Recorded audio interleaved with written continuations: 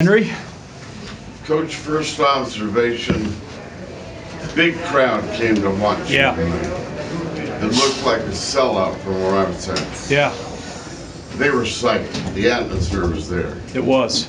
And then they ran away from you early. How did that happen? Let me first say thank you so much to the 13,241 that came out. Playing basketball at the pit is an amazing environment. I think at times I think I forget what our home winning streak is, but it's an amazing advantage to us. And sometimes it also brings out the best in others. And I thought that opening 3 minutes for San Diego State was the most impressive 3 minutes I've ever gone against another team in my 4 years as a head coach. They came out laser focused, not missing. They came out like a 20 whatever and 0 team that they are, and we're terrific. And early in the game, we made a couple of little things here and there, and it just you have to play the perfect game to get this one, and we unfortunately were far from it.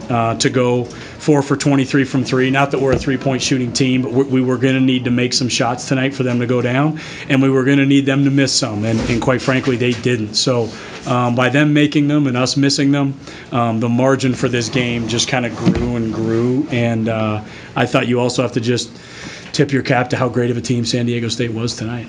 What about the effort? I mean, a lot of loose balls went their way, and sometimes that could just be the ball falling the wrong way. But how do you feel about your team's effort? Yeah, our rebounding is it's something that has been an issue here quite, honestly, since we've lost some guys. We don't have a lot of physicality down there.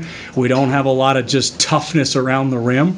We've lost our bigger, stronger guys down there, and our older, more experienced guys, and we just got some young guys down there trying to fight, and they're just new. And we put the bubble on every day right now and play with the bubble and try and kind of improve that toughness and physicality, but it's hard to duplicate some of the guys they have on their team in practice. Well, I'm not going to really try and break down this game too much. Yeah. It's just obviously two different level teams right now. Yep.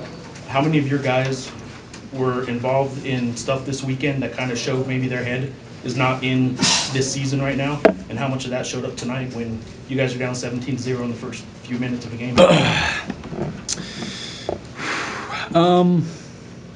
I probably need a little bit of time to think about that. I didn't feel like over the last couple days our preparation was off or different.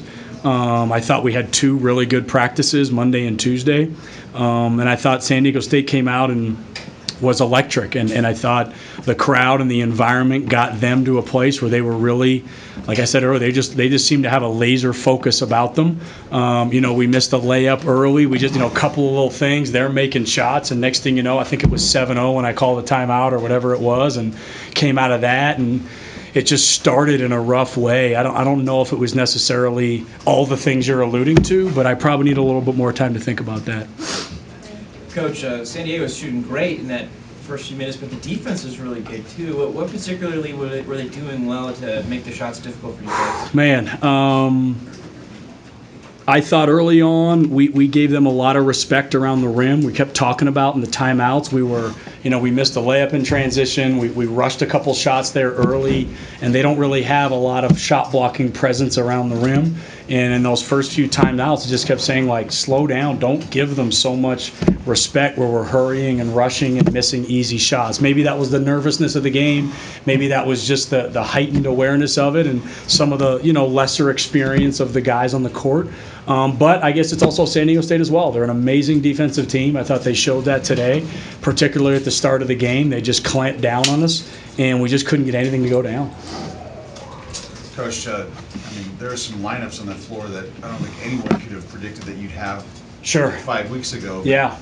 Given what you have and everything that's gone on, is this thing recoverable in the last month of the season? Yeah. I don't know. I haven't had a lot of time to think about it. You just get ready for the next day. You get ready for the next game. It was obviously a season that was on a really it was a lot of fun, and right now maybe isn't as much fun. But I can't really predict what's going to happen in the future exactly. All we can do right now is work really hard, stay positive, stay together, play the guys that are here, play the guys that are here and able and willing to play, and hope we can get them better as the season kind of winds down. I know we're going to get the questions. Obviously, Byron Matos on the bench. Can you Yeah. just kind of give an update on him, what's going on? Yeah, if I had it my way, he'll redshirt. We'll see where that goes. I told him yesterday he's not playing today. He really wanted to warm up and put on the uniform and be a part of the process, so we gave that to him.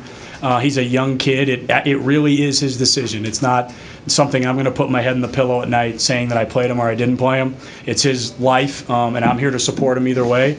But if I can guide him, my guidance probably would be to, get ready for next season and use this as a great opportunity. That being said, he might have been the best player on the floor in practice for 2 days. He knows that. He felt that. And he feels certain ways, and we'll kind of see how that unfolds.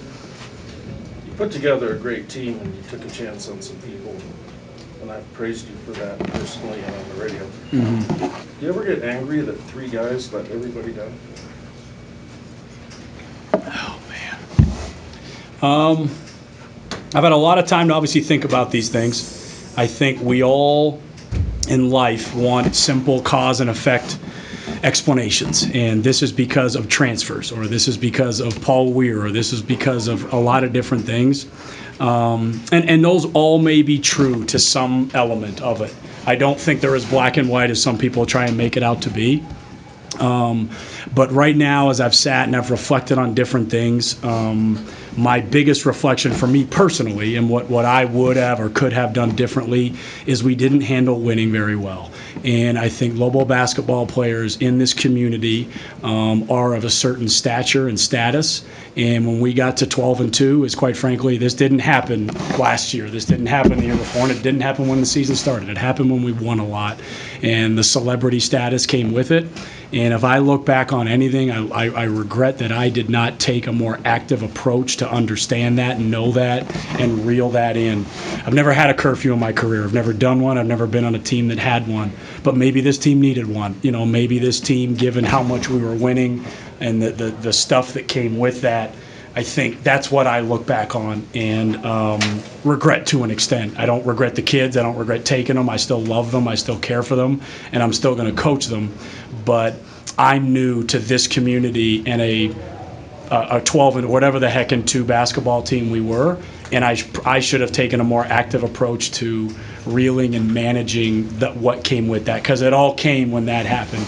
No matter when it might have originally happened, that's when it all started to come out, and we just didn't handle winning very well. So that's my learning lesson from it, and obviously other things that might be of benefit and value of well, I'll take from this too. Coach, in this community, we have a lot of former Lobos who are African Americans, and I've been approached that they would like to, back in the old days, have a black mentor program where they take an African American player and be their mentor. And Yep. we've got some great graduates at this school that would step up, judges, lawyers who are African Americans, and would that work for you? Sure. We have more African Americans in our coaching staff than the history of Lobo basketball, and that's something I take pride in. That's something that I wanted to do. We have a strong presence, but anything else that might be of assistance, obviously, are things we'll explore. Last 2 questions, Brandon Jones. Just an update on advance when you can do that. I think close. Today was probably the first day I saw him moving around a little bit. I'm hopeful. Initially it was a 2 to 4 week thing. I think we're a little over 4 now. I don't think he wants to come back until he's fully 100%, and I'm supportive of that. I don't think rushing him back to, create a future or further injury is something that's very prudent right now. And I'm hopeful it'll be, I'm going to say in the next week or 2. It's swelling in a knee that we were very lucky wasn't more serious, and hopefully it'll be sooner rather than later. I wish I could give something specific, but it's swelling in a knee, and it's just not that specific of a timeline. Just a follow-up to what you were kind of going into a little bit earlier. I'm curious, this community now maybe more than you did before. Yeah. And this community cares about this local basketball team. It Yep. feels kind of let down. Sure. Have you gotten any indication from your players? Have any of them told you or given you the idea that they get what's going on and why maybe they and this program is letting this community and this fan base down a little bit right now? Maybe so. It's not something we've probably talked about. Right now, I'm really just trying to coach these guys, be positive, and reinforce, let's grow and develop from this. None of them have brought anything to me, and None of nor. them talk to you about what's going on, about their roles and whatever's going on right now? Obviously, we talk about maybe things that have happened, yes. I don't know exactly what you're... I'm just curious what recognition of what's going on in the bigger picture with this program right Good now. point. And a community and a fan base that's really disappointed Yep. in what's transpired over the last month. Yes, I think those are obviously things that we do discuss in different ways, yes. All right, thanks, Coach. Thanks.